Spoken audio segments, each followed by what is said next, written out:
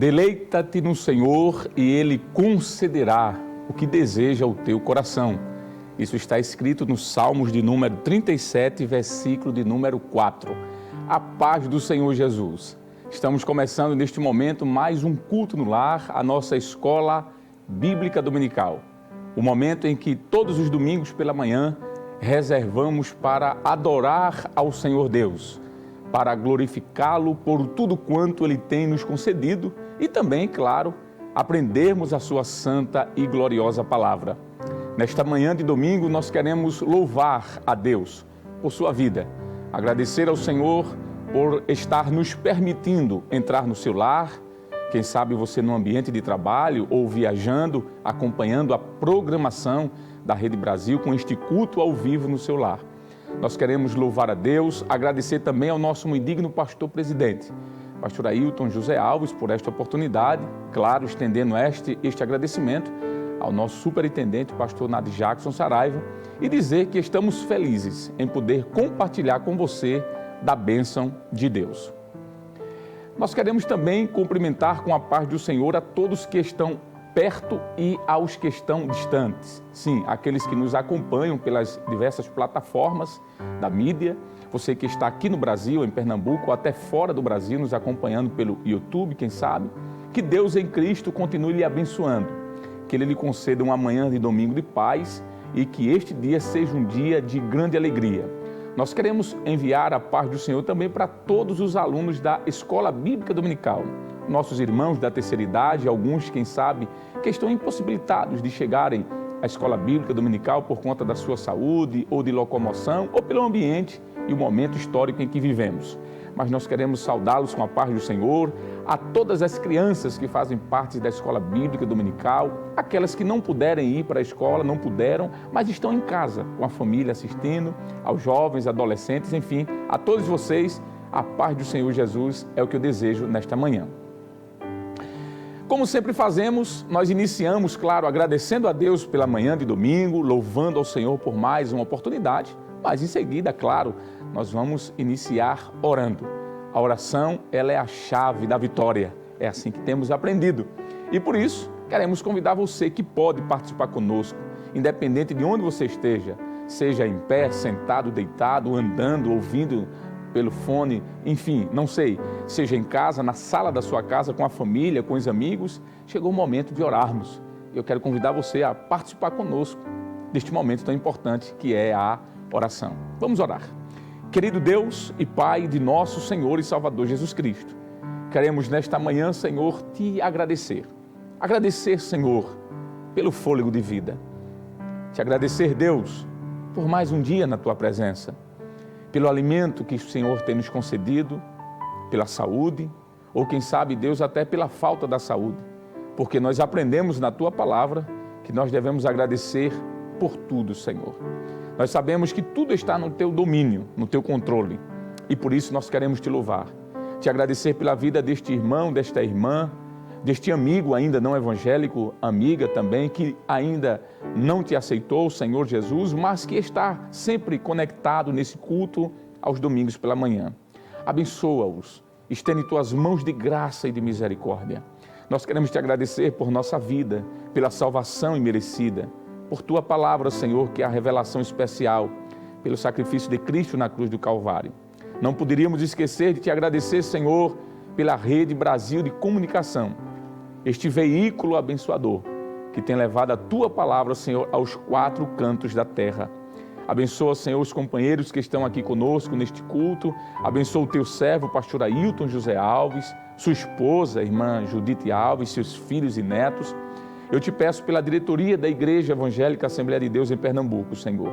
Também a mesa da convenção, os pastores que compõem a mesa da convenção, bem como todos os ministros, Senhor, obreiros que fazem parte deste ministério. Nos abençoa nesta manhã, que esta manhã, Senhor, o teu servo que ministrará a palavra seja mais uma vez um instrumento em tuas mãos. Fala conosco, ajuda-nos, fortalece a nossa alma, que vidas sejam impactadas nesta manhã.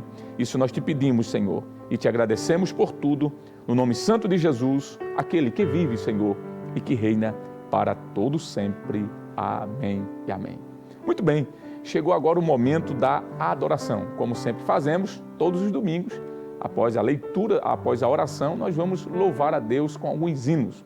E tem sido escalado pelo nosso pastor presidente, mais uma vez, o evangelista Josadac Aquino. Paz do Senhor, ministro. Paz do Senhor. Por favor. Meus amados irmãos, saúdo a todos com a paz do nosso Senhor Jesus Cristo. Vamos adorar a Deus com o hino 180. Faz parte da nossa lição do dia de hoje. Em Cristo fluímos a paz.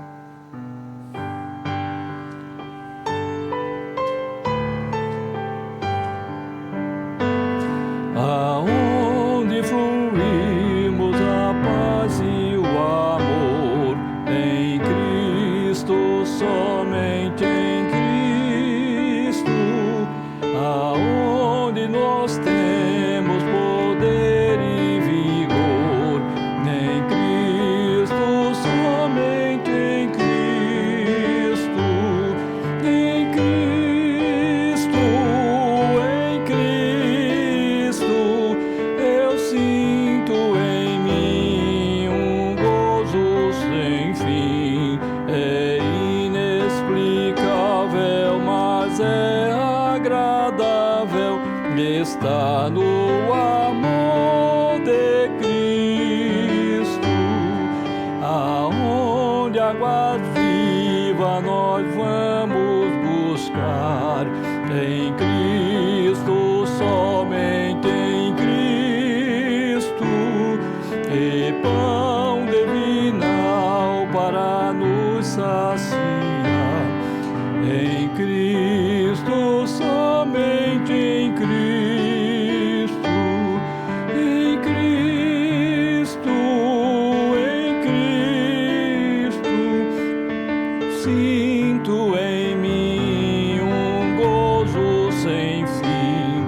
É inexplicável, mas é agradável, está no amor de Cristo. Aonde havemos nós de repousar, em Cristo, somente em Cristo, as forças podemos também renovar, em Cristo, somente em Cristo, em Cristo, em Cristo, eu sinto em mim um gozo sem fim. É inexplicável, mas é agradável, está no amor de Cristo. Aonde achamos imenso poder, em Cristo, somente em Cristo, e um povo cheio de santo prazer, em Cristo, somente em Cristo, em Cristo, em Cristo, eu sinto em mim um gozo sem fim. É inexplicável, mas é agradável, está no amor de Cristo. Amém, glória a Jesus. Mais um hino que está na nossa lição. Este não é muito conhecido. 238, quase, eu creio que eu não ouvi ainda no templo, mas vamos aprender. Aqui na escola você aprende a palavra e também os hinos da harpa cristã, amém? Cante comigo, vamos ver. Ó pecador desalentado,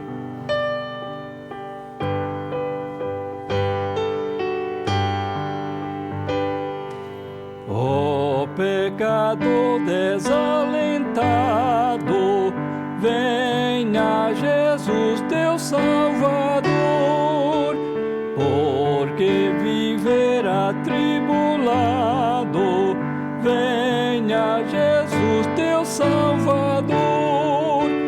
Eis o Cristo te chamando, pois que te dá seu grande amor. Vem nos seus braços te lançando, venha Jesus, o seu Salvador. Oh, não rejeites a liberdade, venha Jesus, teu Salvador. Recebe hoje a santidade, venha Jesus, teu Salvador. Tudo aqui no mundo passa, tu morrerás, ó pecador. Venha aceitar a vera graça, venha Jesus, o teu Salvador. Se queres paz, também o gozo, venha Jesus, teu Salvador. Pois nele tu terás repouso, venha Jesus, teu Salvador. Não terás senão tristeza cá neste mundo de horror, mas em Jesus a fortaleza, venha Jesus, o teu Salvador. Hoje é o dia aprazível, venha Jesus, teu Salvador. Ó seu amor irresistível, venha Jesus, teu Salvador. Tuas horas vão passando, ó, não desprezes, pecador.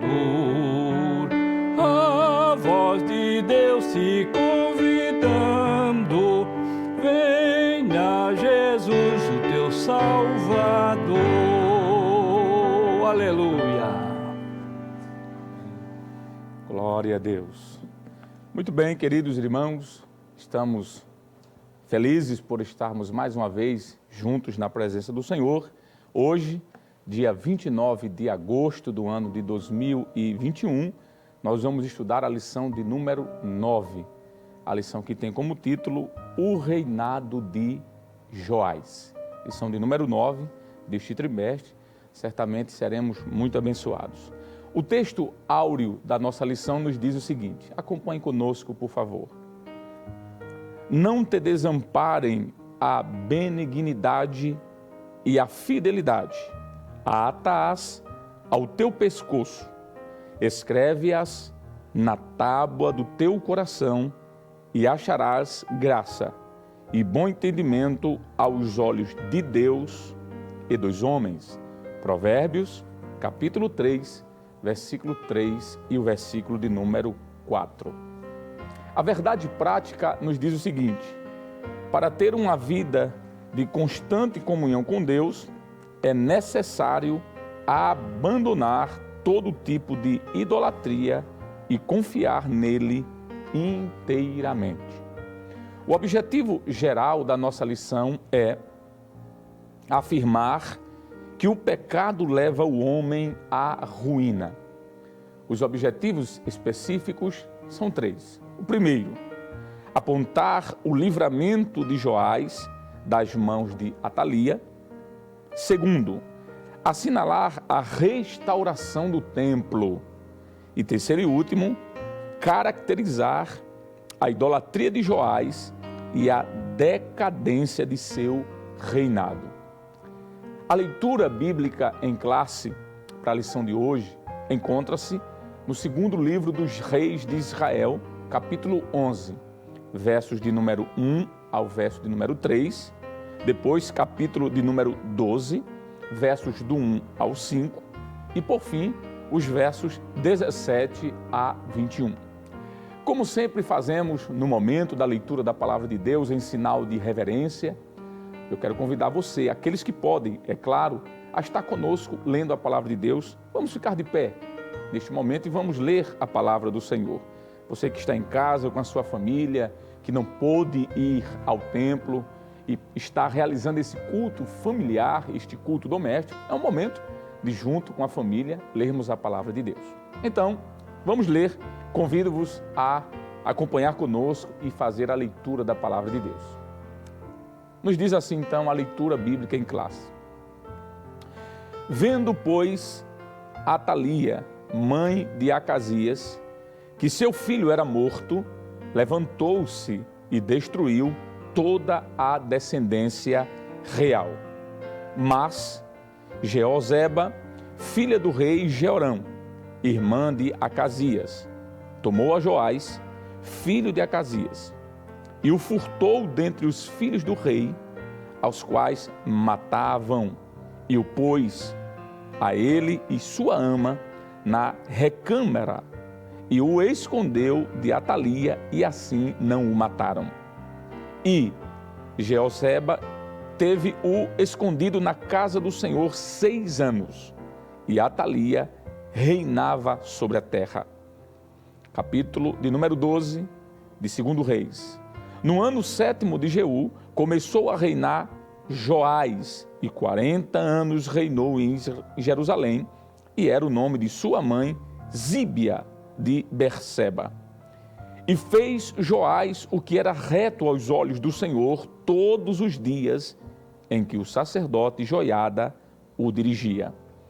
Então somente aos altos se não tiraram, porque ainda o povo sacrificava e queimava incenso nos altos. E disse Joás aos sacerdotes: todo o dinheiro das coisas santas que se trouxer à casa do Senhor, a saber, o dinheiro daquele que passa o arrolamento, o dinheiro de cada uma das pessoas, segundo a sua avaliação, e todo o dinheiro que trouxer cada um voluntariamente para a casa do Senhor, os sacerdotes o recebam, cada um dos seus conhecidos, e eles reparem as fendas da casa, segundo toda a fenda que se achar nela. Então subiu Azael, rei da Síria, e pelejou contra Gate, e a tomou. Depois, Azael resolveu marchar contra Jerusalém. Porém, Joás, rei de Judá, tomou todas as coisas santas de Josafá, e Jeorão e Acasias, seus pais, reis de Judá, consagraram, como também todo o ouro que se achou nos tesouros da casa do Senhor e na casa do rei, e os mandou a Azael, rei da Síria, e este então se retirou de Jerusalém. Ora, o mais dos atos de Joás e tudo quanto fez, mas, porventura, não estão escritos no livro das crônicas dos reis de Judá? E levantaram-se os seus servos e conspiraram contra ele, e feriram Joás na casa de Milo, que desce para Sila. Porque Josacar, filho de Simeate, e Josabade, filho de Somer, seus servos, o feriram e morreu. E o sepultaram com seus pais na cidade de Davi, e Amazias, seu filho, reinou em seu lugar. Muito bem, neste momento nós vamos agora orar a Deus, agradecendo ao Senhor Deus pelo momento da sua palavra que foi lida e pedindo ao Senhor que o Espírito Santo nos ajude a aplicar tudo o que será ensinado. Querido Deus, nós te louvamos pela tua palavra, te bendizemos, Senhor, por este momento maravilhoso em que nos debruçamos ao texto sagrado. Pedimos a tua bênção sobre a vida de todos que estão participando deste culto, Senhor, no lar, e que a tua palavra que será ministrada seja mais uma vez, Senhor, edificante em nossas vidas. Isso nós te clamamos e te pedimos em nome de Jesus. Amém. Bom, chegamos ao momento agora do ofertório. Todo culto, nós sabemos, há o momento da adoração, há o momento do ensino, mas também há o momento da contribuição. E tem sido escalado pelo nosso muito digno pastor-presidente, o auxiliar e professor, nosso irmão Jonas Santana. É o senhor, professor. Amém. Por favor. Amém. Meu querido irmão em Cristo Jesus, queremos saudar a todos com a paz do Senhor. Coisa boa estarmos aqui na casa de Deus para participarmos de mais um culto, de mais uma escola bíblica dominical. E como todo culto, você sabe, o culto é composto por louvor, é composto pela leitura da palavra, pela adoração da igreja de uma forma geral, mas também pelas nossas ofertas. As nossas ofertas, ela também é um ato de adoração a Deus. E é justamente pensando nisso que eu quero ler com você, nessa manhã de domingo, um versículo muito conhecido, que é um versículo que encontra-se registrado no segundo livro de Coríntios, ou melhor, na segunda epístola a Coríntios, o capítulo 9 e o versículo de número 7. Você que está em casa pode nos acompanhar. Diz a palavra de Deus assim: cada um contribua segundo propôs no seu coração, não com tristeza ou por necessidade, porque Deus ama ao que dá com alegria. Deus ama ao que dá com alegria. Essa última sentença desse versículo é tão importante, meu querido irmão, dar com alegria, porque é um ato de adoração. E quando estamos diante de Deus adorando, nós adoramos com alegria, com satisfação. Então, querido irmão em Cristo Jesus, se você pode fazer esse trabalho, faça esse trabalho com muito amor, com dedicação, como um ato voluntário. E você está vendo no canto aí da sua tela, aparecendo o sinal do QR Code. Você pode apontar a câmera do seu celular e você vai ser redirecionado a uma das páginas da igreja, que é justamente a página que vai aparecer agora aí na sua tela, www.eadpeplay.org.br. Aí quando você acessar essa página, entre várias opções, tem lá em cima um botão Quero Contribuir. Você clica no botão Quero Contribuir e você pode contribuir da seguinte forma: você pode dar seu dízimo, você pode dar sua oferta, você pode contribuir com missões, você pode contribuir também para o projeto de comunicação da igreja,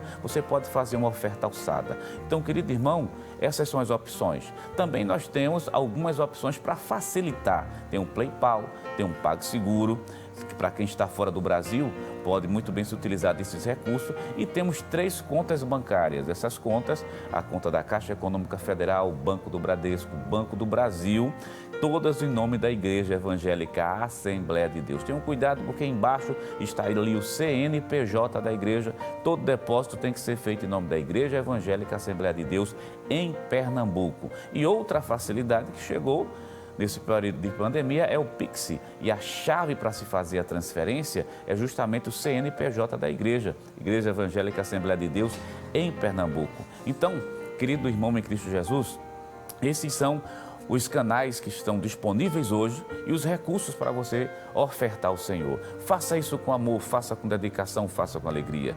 Eu sei que tem pessoas que talvez estejam em casa dizendo que tem um maior desejo, quer fazer, mas no momento não pode. Nós vamos orar por você nesse momento.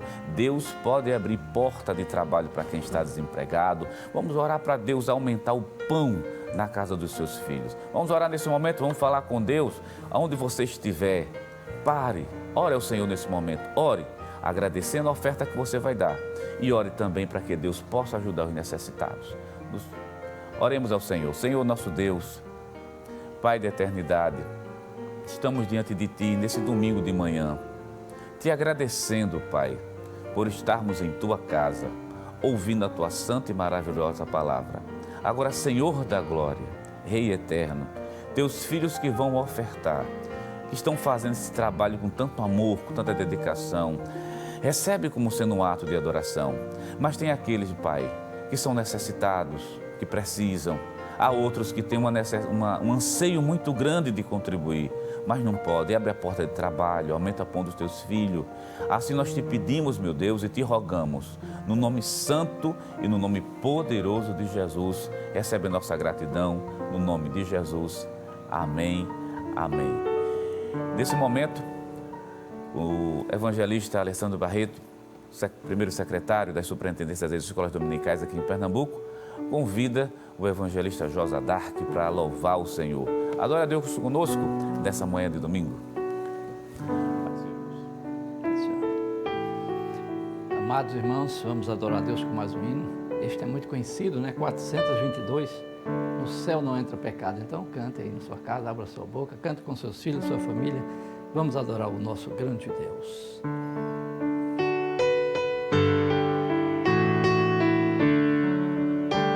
No céu não entra pecado, fadiga, tristeza nem dor.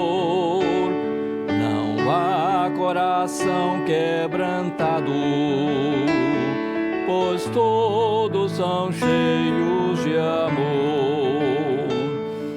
As nuvens da vida terrestre não podem a glória ofuscar do reino de gozo celeste que Deus quis pra mim sembrará. Irei eu pra linda cidade, Jesus me dará um lugar com os crentes de todas as idades. A Deus hei de sempre louvar.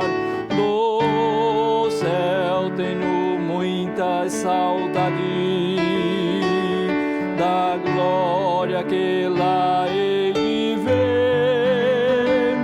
Ó, que gozo vou ter quando eu vir meu Senhor, rodeados de grande esplendor. Pagar não é necessário a casa que lá hei de ter e meu eterno vestuário. No céu nunca vai se romper. Jamais viverei em pobreza, aflito no meu santo lar. Ali há bastante riqueza, da qual poderei desfrutar. Irei eu pra linda cidade, Jesus me dará um lugar com os crentes de todas as idades. A Deus hei de sempre louvar. Do céu tenho muitas saudades da glória que lá hei de ver. Ó, que gozo vou ter quando eu vir meu Senhor, rodeados de grande esplendor.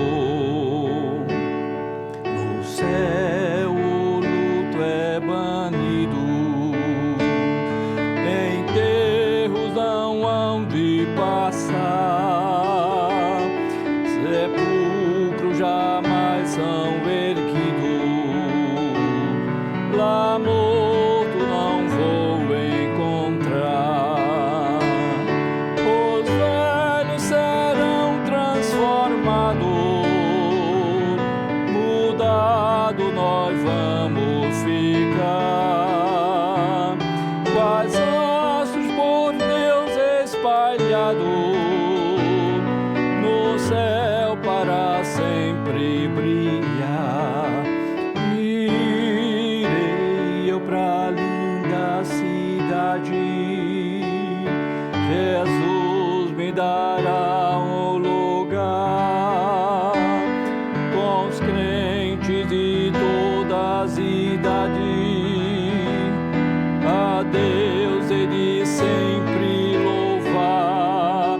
Do céu tenho muitas saudades das glórias que lá hei de ver. Ó, que gozo vou ter quando eu vir meu Senhor, rodeado de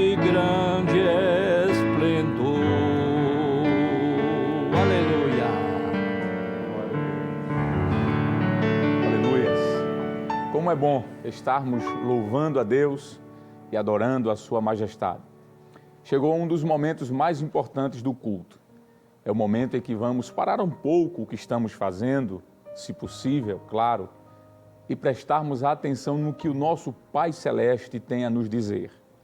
Eu queria convidar você, que tem condições para isso, dedicar alguns minutos para parar de frente ao seu televisor, quem sabe no seu smartphone, no seu celular, no seu notebook, não sei.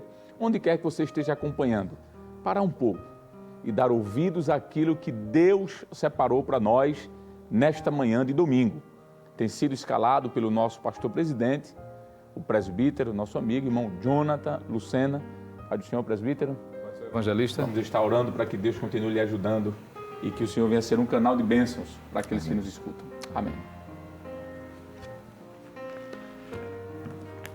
Queridos e amados irmãos, a paz do Senhor Jesus, que alegria, que satisfação poder estarmos na presença do Senhor nosso Deus, nesta manhã de escola bíblica dominical, para juntos adorarmos ao Senhor na beleza da sua santidade e igualmente estarmos aprendendo a sua santa e preciosa palavra.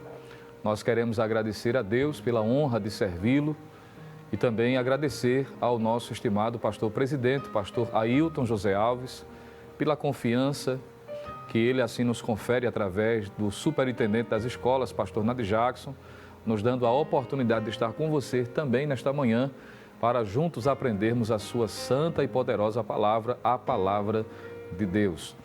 E devidamente autorizado pelo nosso evangelista Alessandro Barreto, nós queremos apenas lhe lembrar que estaremos estudando nesta manhã a lição de número 9. Isso mesmo, a lição de número 9. Nós já estamos encaminhando, não é, para o final desse trimestre. E a lição de hoje tem este tema, o reinado de Joás. Aproveitando a oportunidade, queria apenas reler o que diz a verdade prática desta lição, que entendemos ser um resumo, não é? O que nós devemos, entre outras verdades, mas sobretudo destacar e aplicar esta verdade na nossa vida espiritual. A verdade prática da lição diz o seguinte, eu queria reler conforme está na lição. A verdade prática nos diz o seguinte: para ter uma vida de constante comunhão com Deus, é necessário abandonar todo tipo de idolatria e confiar nele inteiramente. Essa verdade, portanto, devemos absorvê-la e aplicar em nossa vida, partindo da experiência ou do que está registrado no que diz respeito ao reinado de Joás. Você deve ter percebido que o comentarista da lição, já algumas lições passadas, dedicou algumas dessas para estar focando o ministério profético, especialmente através do profeta Elias e também do profeta Eliseu. E vimos preciosas lições que trataram sobre a importância desses dois personagens.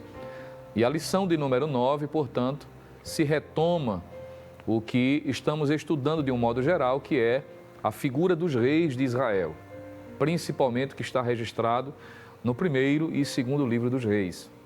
Claro que não tínhamos condições, por exemplo, em uma única lição, que são 13 lições, não é, da escola dominical, tratar sobre todos os reis, porque são vários, tanto da dinastia do norte como também da do sul.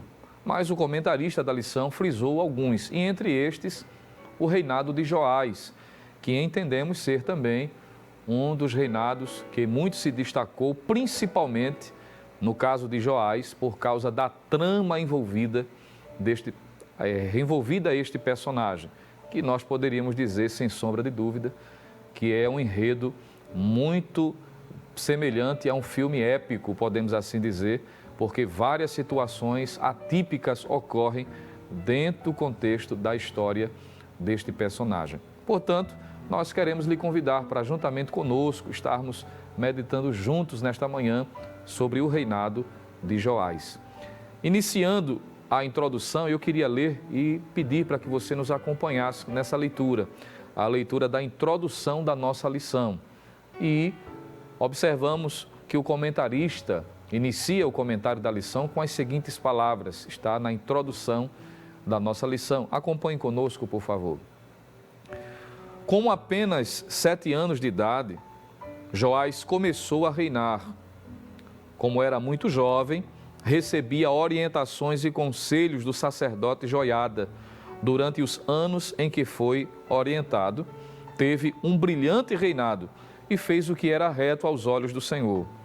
Porém, como as suas convicções sobre Deus não eram suficientemente fortes, após a morte de Joiada, Joás deixou-se influenciar por maus conselhos que fizeram Judá retornar à idolatria. Então percebamos de que, já pelo comentário desta introdução, o quanto é importante nós atentarmos para essa realidade histórica que diz respeito ao reinado de Joás. E para que possamos entender, eu queria que, juntamente comigo, você pudesse estar atentando para algumas verdades ou considerações que devemos fazer do cenário histórico do momento. Antes de Joás assumir o trono ou tornar-se rei no Reino do Sul, o Reino de Judá, nós precisamos perceber que nesse momento, tanto o Reino do Norte como o Reino do Sul estão vivenciando uma realidade muito parecida, eles estão interligados. E nós queríamos aqui destacar 2 pontos principais que diz respeito ao contexto histórico do reinado de Joás. Primeiro, é que no Reino do Norte, o rei Jorão, ele foi assassinado. E isso a Bíblia aponta. E quando nós estamos falando de Jorão, o rei do Reino do Norte, estamos falando do filho de Acabe e Jezabel. Ele era o 9º rei de Israel e, inclusive, em algumas versões da Bíblia, de repente pode ser esta que você está em mãos, no lugar de ter Jorão como rei do Reino do Norte, tem a expressão Jeorão, que era um nome muito comum. E nós vamos perceber que estes nomes se intercalam, tanto dizendo respeito a reis do Reino do Norte, como também do Reino do Sul. Mas na versão corrigida, que é a versão que mais utilizamos na Assembleia de Deus, nós encontramos a expressão comum Jorão. E esse homem, ele reinou durante 12 anos no Reino do Norte, com a sua capital em Samaria. Israel, com a sua capital em Samaria. Era um homem impiedoso, ele trilhou nos caminhos de seu pai, diz a palavra de Deus. Em 2 Reis, capítulo 3, versículos 2 e 3, é destacado a sua impiedade. E por causa do seu pecado, isso trouxe o juízo de Deus sobre ele. De modo que em seu lugar foi ungido o capitão do exército de Samaria, que era um homem chamado Jeú. Em 2 Reis, capítulo 9, versículo 5, nós encontramos o texto bíblico nos informando que Eliseu, que recebeu a incumbência passada por Elias, já que era para Elias ter ungido, mas isso só ocorre durante o ministério de Eliseu, Jeú como sendo o rei. Isto está em 2 Reis, capítulo 9, versículos de 1 a 10. Ao ser ungido como rei de Israel, Reino do Norte, diz a palavra de Deus que Jeú conspirou contra o rei do norte, Jorão, e diz a Bíblia que, após a conspiração, ele tira a vida de Jorão. A partir de então, se inicia dentro do reino do norte aquilo que Deus havia profetizado, ou que havia prenunciado, os profetas tinham dito, que Jeú seria o instrumento de juízo para purificar, para limpar, para erradicar a família de Acabe e, consequentemente, de Jezabel, por conta dos seus pecados.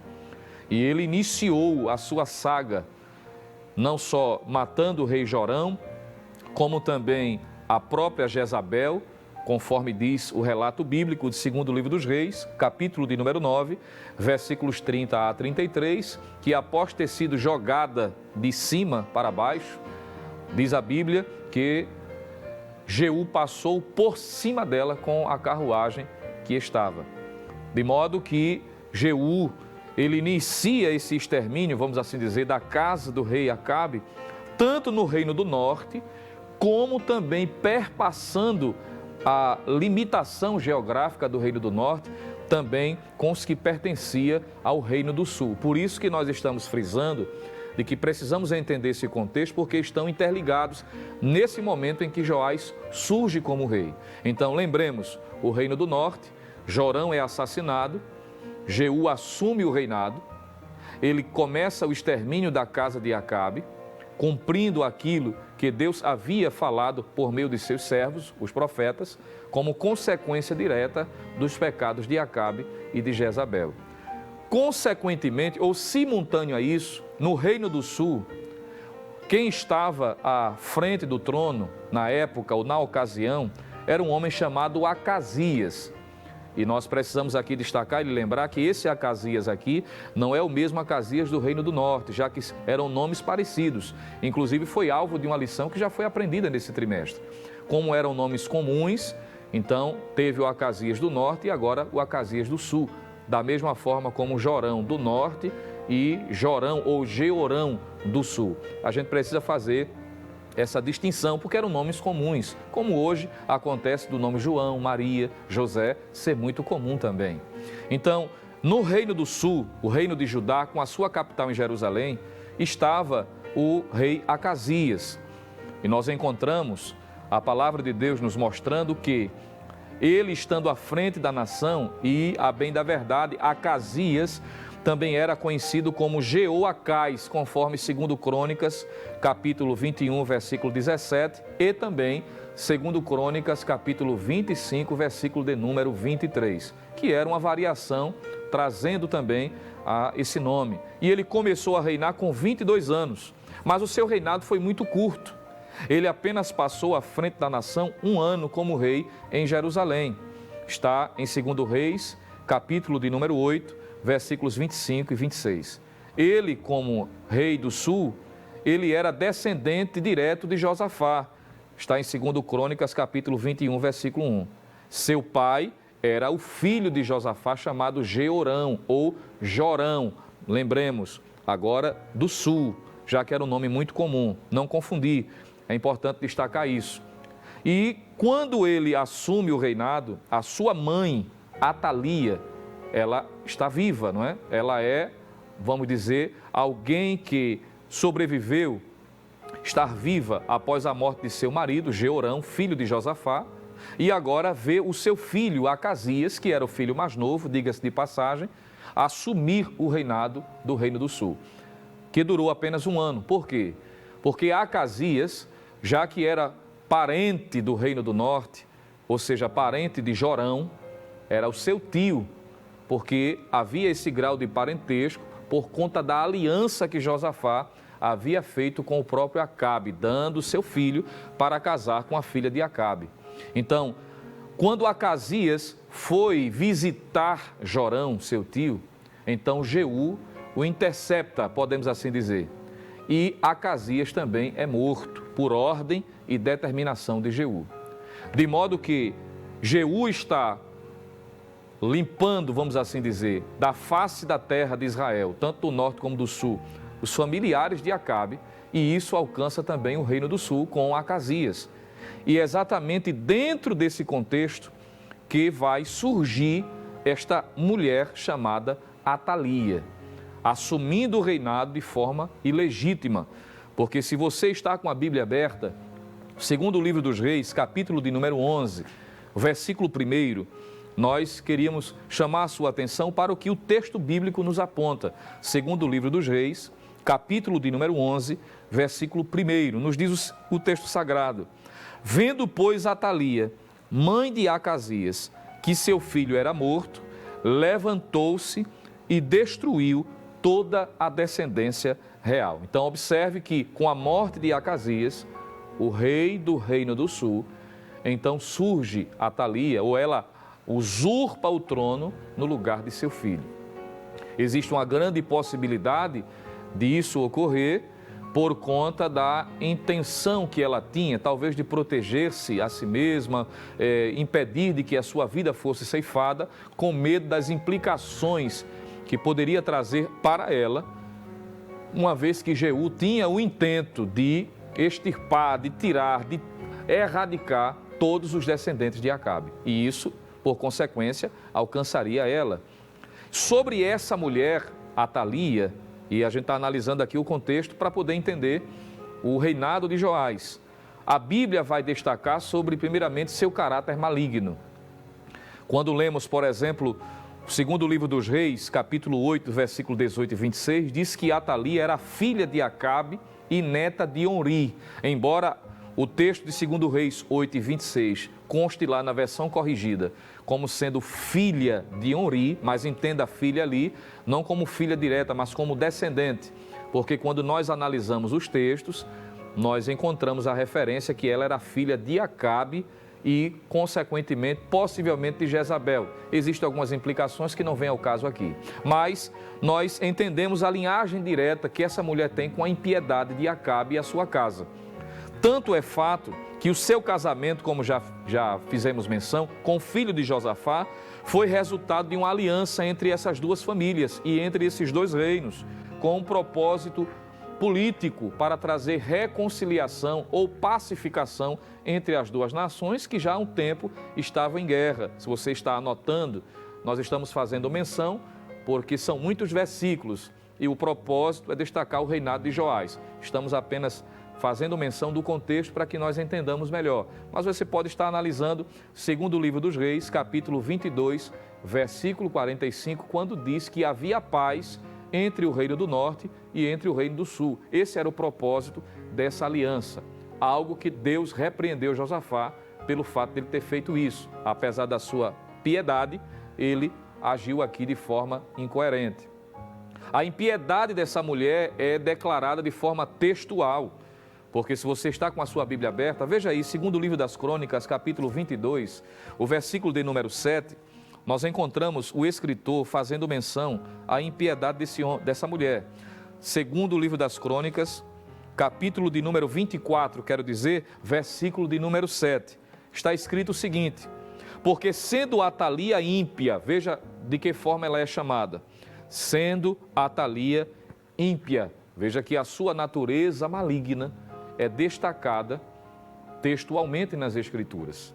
Nós encontramos o texto bíblico ainda nos dizer que a sua impiedade consiste ou é revelada pelos conselhos maus que ela deu aos seus próprios filhos, em especial o seu filho Acasias. Se você está no segundo livro das Crônicas, você pode voltar agora para o capítulo de número 22 e conferir os versículos 2 e o versículo de número 3. E alguém pode perguntar, mas por que é que o senhor está lendo o segundo livro das Crônicas, já que estamos estudando o primeiro e o segundo livro dos Reis? É porque todos sabemos que o segundo livro das Crônicas traz informações adicionais que o escritor do livro dos Reis não constou. Tanto é que você vai encontrar várias vezes, de forma recorrente, no livro dos Reis, dizendo quanto aos mais atos do rei, um exemplo, Joás, você pode procurar, está registrado no livro das Crônicas, porque lá tem informações adicionais. Por isso que nós estamos recorrendo a estes livros também. E no segundo livro das Crônicas, como dissemos, capítulo de número 22, versículo 2 e o versículo 3, veja o que está escrito na palavra do Senhor sobre a impiedade de Atalia. Está escrito assim: era da idade de 42 anos, se referindo a Acasias, não é? Quando começou a reinar, e reinou 1 ano. Aí aqui eu preciso fazer uma observação, que alguém pode dizer assim, mas o senhor não disse que ele tinha 22 anos quando começou a reinar e agora está dizendo que é 42? É porque existe uma variação textual, mas a informação é 22 anos de fato. Mas o texto bíblico diz aqui, ó, e era o nome de sua mãe Atalia, filha de Onri, ou descendente de Onri. Versículo de número 3, também este andou nos caminhos da casa de Acabe. Aí diz a razão, porque sua mãe era a sua conselheira para proceder impiamente. Então veja que ela era ímpia e não se contentou apenas viver na sua impiedade, mas influenciou seu filho e a sua casa para viver igualmente no mesmo caminho. Então essa mulher é uma mulher perversa por natureza, cujas ações descrevem a sua impiedade. Em resultado da sua impiedade e a sua influência negativa, ela levou não só o seu filho, como a nação, como influenciadora da época, à total desconsideração a Deus e aquilo que pertencia a Deus. Ela influenciou para que a nação do Reino do Sul desse as costas para Deus. E ela, ao ver a morte do seu filho Acasias, ela vai mais além, porque a Bíblia vai nos dizer de que ela, além de ter o caráter maligno, ela elaborou um plano maligno. Porque quando já fizemos a referência do segundo livro dos Reis, capítulo 11, versículos 1, nós encontramos dizendo que quando Acasias morreu, ela levanta-se com um propósito, com uma finalidade. Diz o texto sagrado que ela iniciou a destruição dos seus próprios familiares, da descendência real, ou seja, todos aqueles que tinham a possibilidade de forma legítima assumir o trono, ela erradicou, ela mandou matar, ela deu ordens para que todos fossem mortos. Veja que mulher maligna. A propósito, essa é a única mulher registrada nas Escrituras a governar a nação, mas a bem da verdade, de forma ilegítima, porque ela matou aqueles que eram legitimamente amparados pela lei divina e a lei da nação para que pudesse conduzi-la. E diz o texto que ela mandou matar. Veja que plano maligno. Para garantir o seu projeto, ela iniciou uma execução sumária, a sangue frio. Ela não estava matando seus inimigos, ela estava matando seus próprios familiares.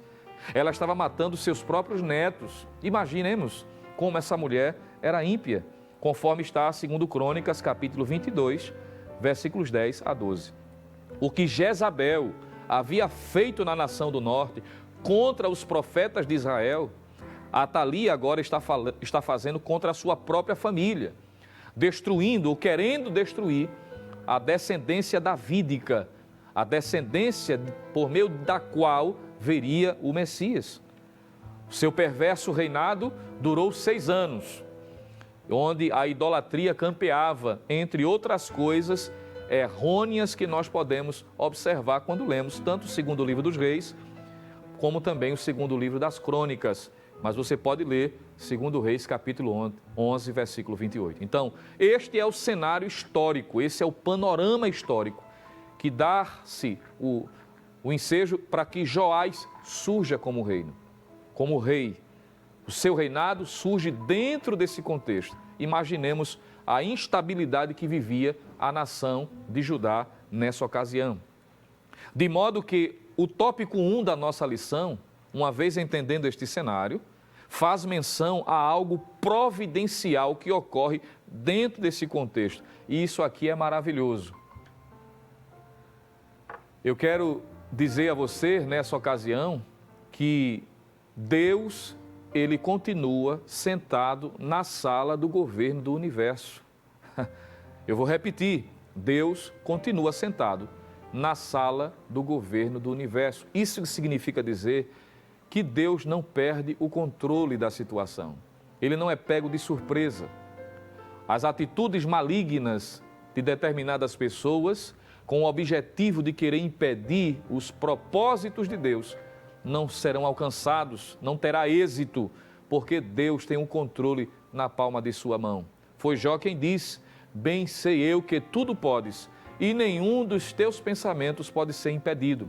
Dentro desse cenário caótico, Deus age, Deus entra em cena com o propósito de fazer a sua vontade prevalecer, para mostrar de que Ele tem o controle. Apesar da liberdade que Ele dá ao ser humano para agir correta ou erroneamente, mas os seus propósitos não podem ser frustrados, porque Deus assim revela a sua grandeza e a sua soberania. Isso significa dizer, meu irmão, minha irmã, eu não sei a circunstância que você está vivenciando, me permita trazer uma palavra de aplicação para nós. Isso mostra a passagem bíblica, o texto, o reinado de Joás apresenta-se ressaltando que sobre todas as coisas existe um Deus nos céus e Ele pode mudar o rumo da história. Você pode dizer amém por isso? Significa dizer que não há nada perdido, ainda que o cenário seja caótico, mas Deus tem o poder e a autoridade na palma da sua mão para fazer com que a situação seja mudada. É o que vai acontecer na história. Quando Atalia, estava executando esse projeto maligno, Deus age para intervir, para mudar.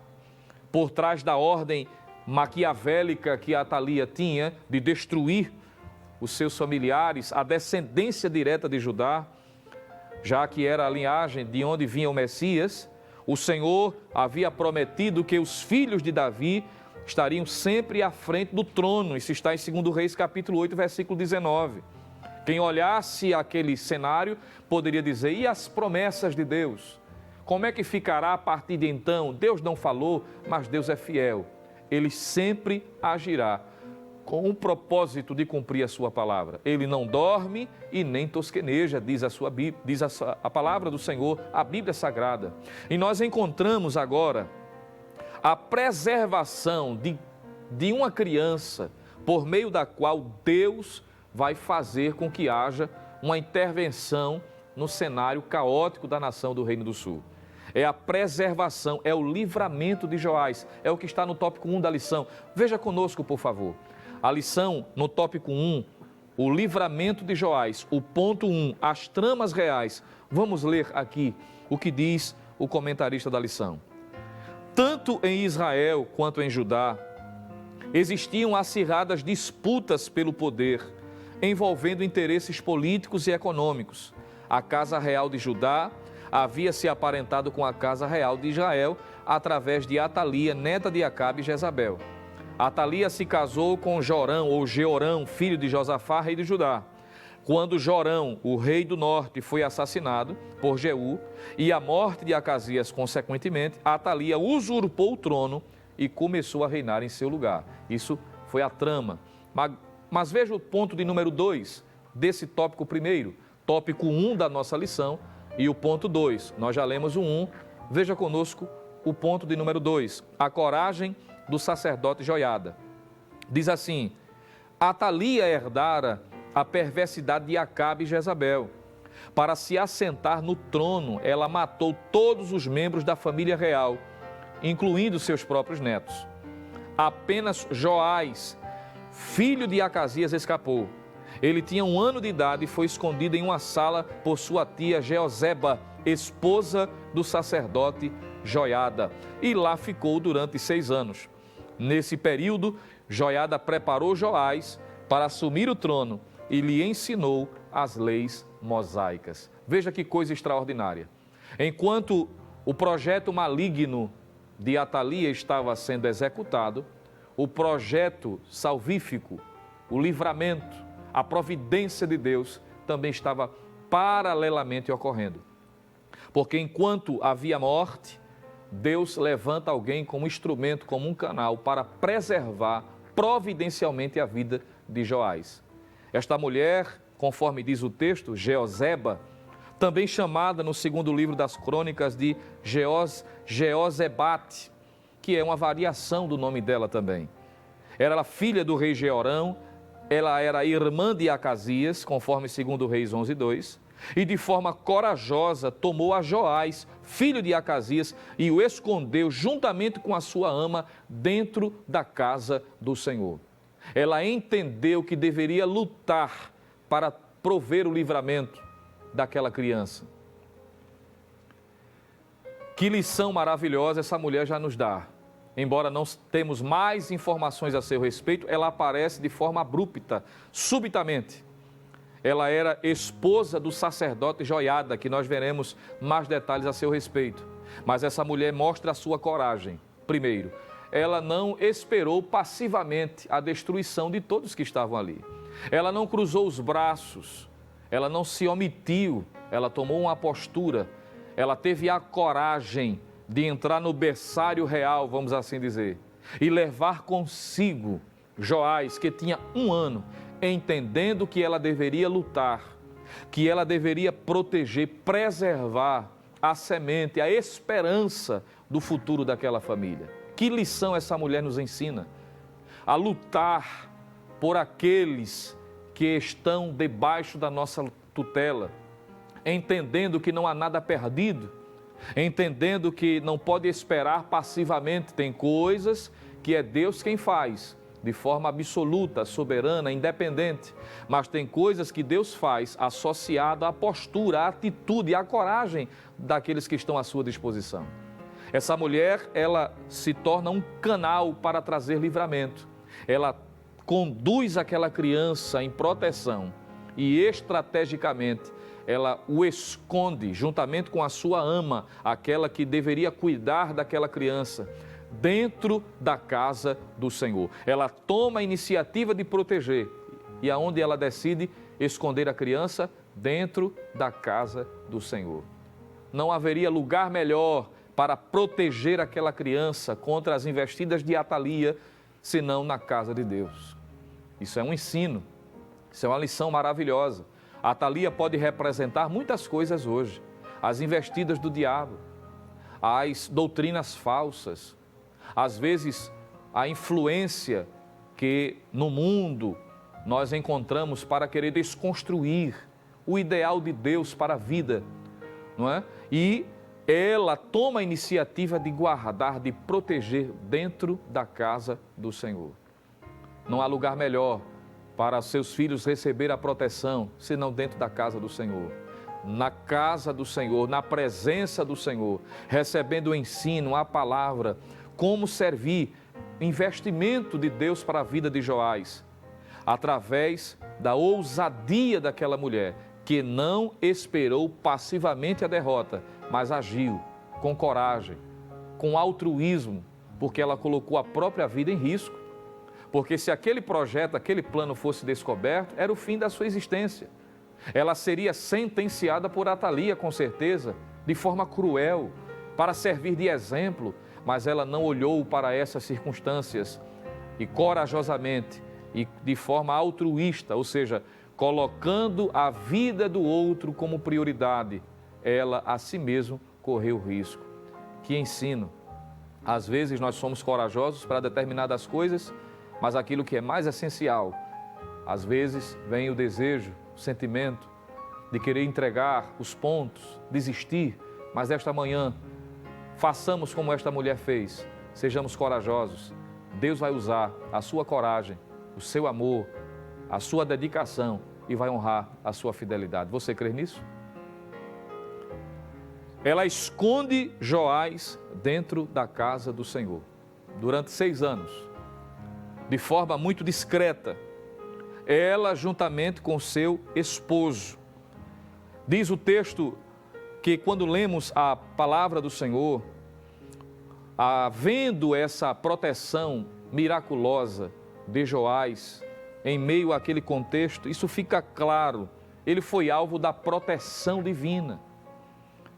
Isso mostra a graça de Deus, a sua soberania na história humana. Deus muda a página da história. Joás protegido. Salmo 91, verso de número 7, nos mostra que Deus tem poder para proteger. Ele mostra que Ele é poderoso para guardar, para livrar. Durante 6 anos, nós encontramos Joás protegido dentro da casa do Senhor.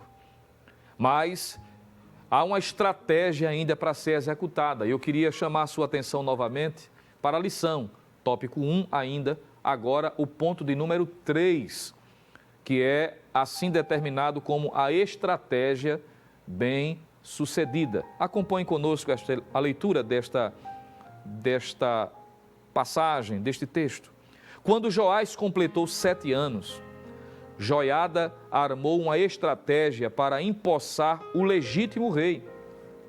Combinou com os capitães da guarda e no dia planejado por eles, destituíram Atalia do trono e proclamaram Joás como rei.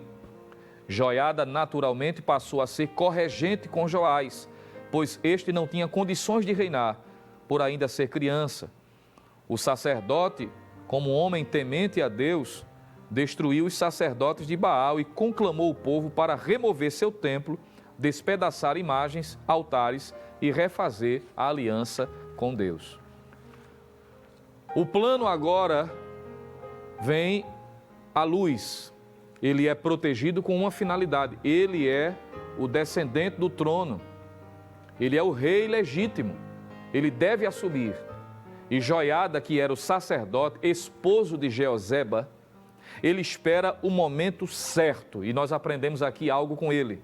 Ele espera o momento certo. Se você abrir a sua Bíblia, no segundo livro das Crônicas, capítulo 23, versículo 1, está escrito da seguinte maneira: porém, no 7º ano, Joiada se esforçou e tomou consigo em aliança os chefes. Ele esperou. Aí alguém pode perguntar, por que ele não fez isso antes? Porque exatamente esperou passar 6 anos e no 7º colocar em prática? Estratégia, sabedoria. Eu posso empreender que o tempo levou a própria nação a rejeitar Atalia como rainha. Além da sua ilegitimidade, por conta da sua impiedade, o seu comportamento levou ao desagrado nacional. O tempo mostrou isso. Tanto é fato que posteriormente você pode ler, ao acompanhar a narrativa, que quando Joás é ungido, as pessoas vibram. E quando Atalia é destronada e morta, as pessoas vibram também. Vejam, havia um descontentamento, era um momento exato. Ele sondou, ele analisou, ele sabia que era o momento exato. Estratégia, sabedoria, ele esperou o tempo certo. É o que a Bíblia diz, não é? Tudo tem um tempo determinado. Ele foi alguém também igualmente corajoso, um homem cheio de fé. Eu queria chamar a sua atenção para a expressão que li, segundo Crônicas, capítulo 23, porque diz que ele se esforçou. Em uma outra versão diz se animou.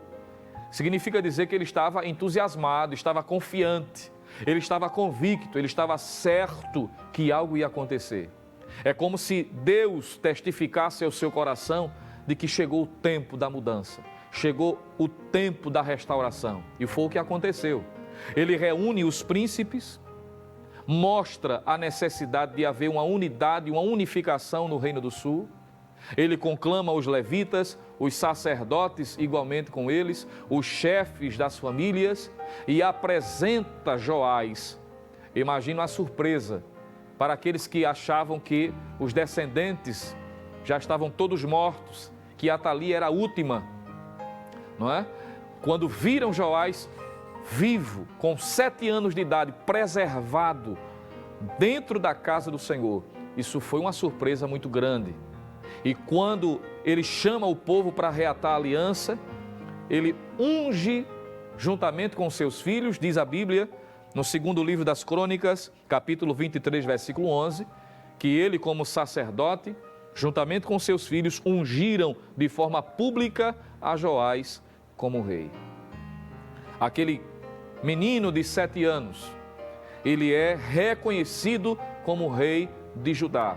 Isso trouxe uma alegria sem precedentes, que se você ler segundo Crônicas, capítulo 23, versículo 12 em diante, nós vamos encontrar a alegria estampada a ponto de fazer Atalia ouvir o barulho de júbilo e ir à casa do Senhor, levada pela animação. Eram cânticos entoados, era o louvor do povo, entendendo, chegou o momento, Deus está agindo, há uma mudança, há esperança, há expectativa.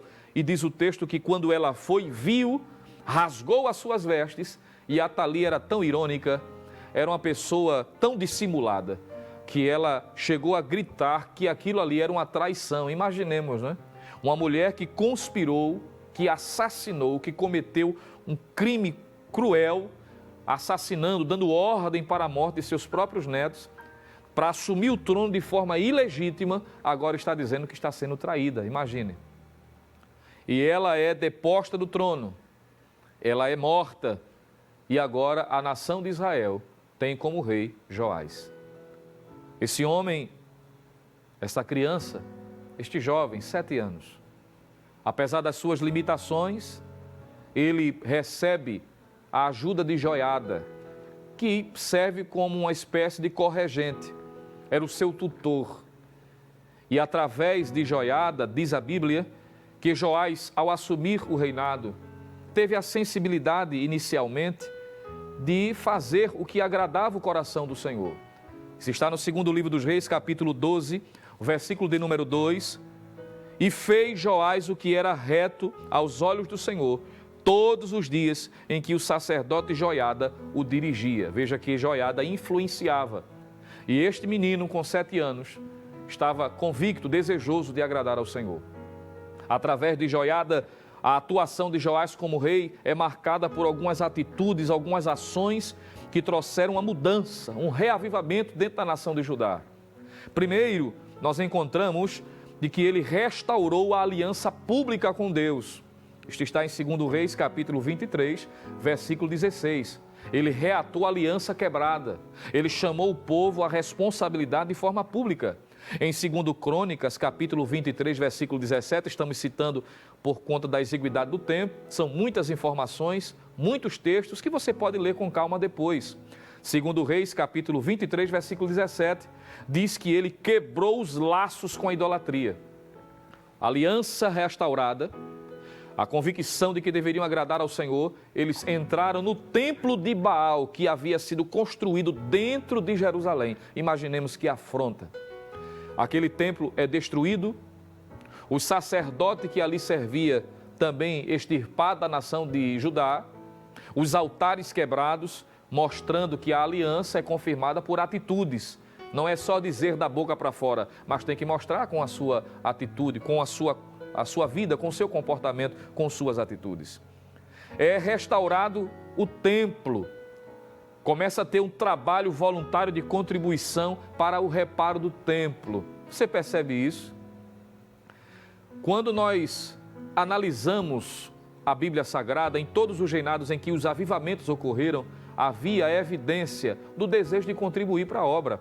Por isso que durante o culto, teve um momento em que nós estivemos ofertando, que nós estivemos contribuindo e foi dada uma palavra mostrando de que isso faz parte da nossa adoração a Deus. Em todos os momentos em que o povo foi restaurado, que o povo voltou para as Escrituras, voluntariamente surgiu o desejo de contribuir. Foi o que aconteceu no reinado de Joás. O povo trouxe, ofertou voluntariamente, o templo foi restaurado. Que momento célebre, que momento esperado pelo remanescente.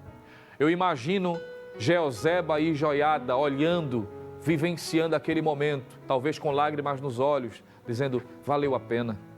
Cada sacrifício, o esforço, noites perdidas pelo fato de estar protegendo com cuidado para que nada acontecesse com Joás. Agora era um momento célebre daquela nação, o povo voltando para a casa do Senhor. Que momento extraordinário.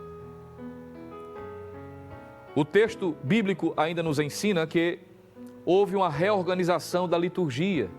As pessoas foram colocadas nos seus devidos lugares, os levitas, os sacerdotes. Havia porteiros, diz a palavra do Senhor, que ficaram na porta, impedindo, não deixando que nada viesse entrar de forma impura. Isso está em 2º livro das Crônicas, capítulo 23, versículo 19, para que não entrasse nela, na casa do Senhor, ninguém imundo em coisa alguma, para manter a pureza, santidade. Veja que momento áureo, que momento extraordinário. Era Deus agindo através daquela criança, através da influência de Joiada. Foi confeccionado utensílios para o serviço. Isso está em 2º Crônicas, capítulo 24, versículo 14. A apresentação de holocaustos como forma de adoração a Deus, também 2º Crônicas, capítulo 24, versículo de número 14. Que momento célebre, que momento maravilhoso. A glória de Deus revelada. No entanto, se o texto bíblico parasse aqui, nós poderíamos analisar, poderíamos dizer a uma só voz que esse reinado foi um reinado irrepreensível.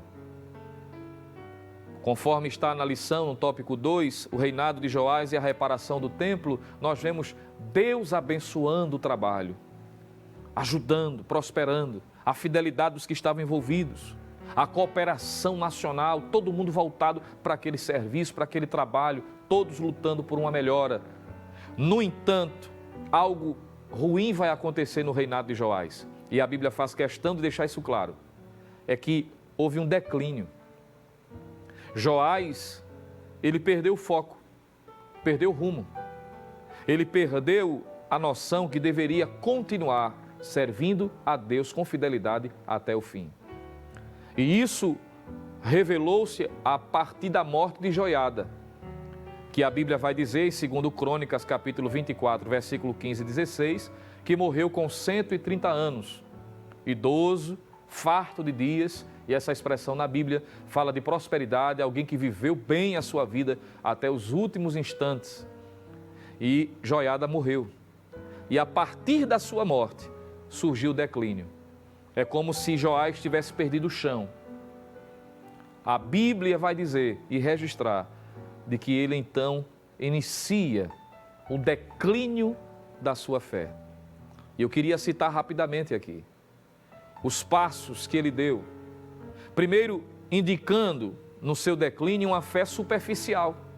Porque quando Joiada morreu, diz a Bíblia, após a sua morte, ele deixou de servir ao Senhor.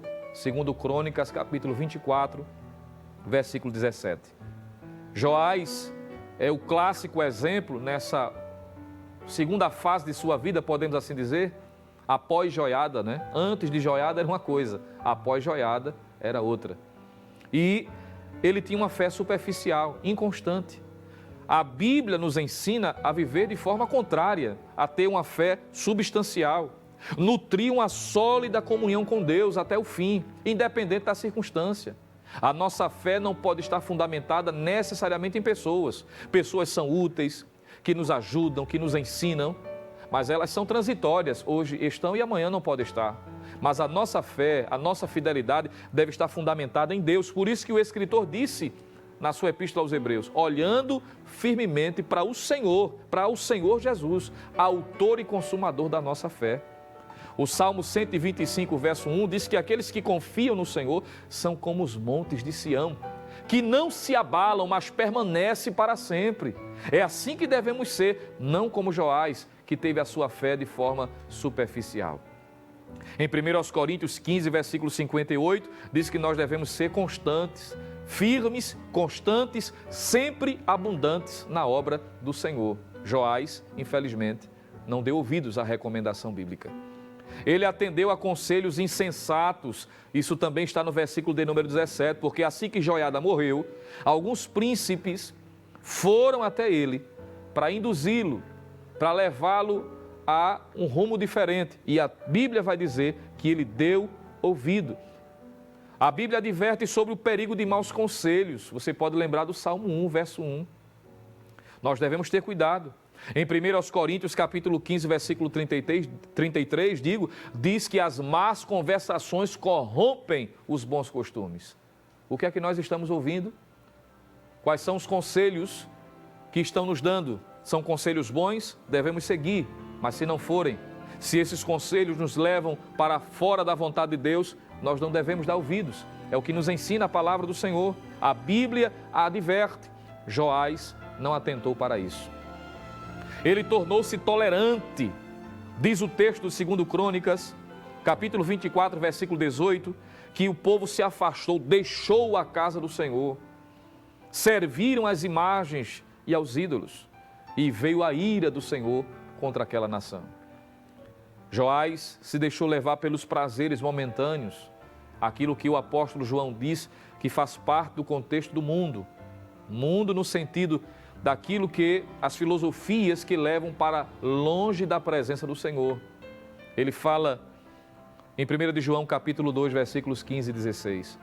Em Romanos 12, 2, Paulo fala do cuidado que devemos ter para não nos moldar a este mundo, não assumirmos a forma mundana que nos distancia da presença do Senhor. Antes, devemos transformar a nossa mente pela renovação da mente e experimentar a boa, agradável e perfeita vontade de Deus. Foi para isso que Deus nos chamou.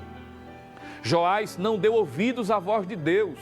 Tristemente, a Bíblia registra em 2 Crônicas, capítulo 24, versículo 19, de que os profetas de Deus foram levantados para converter, para trazer de volta, mas a Bíblia diz que eles não deram ouvidos ao Senhor.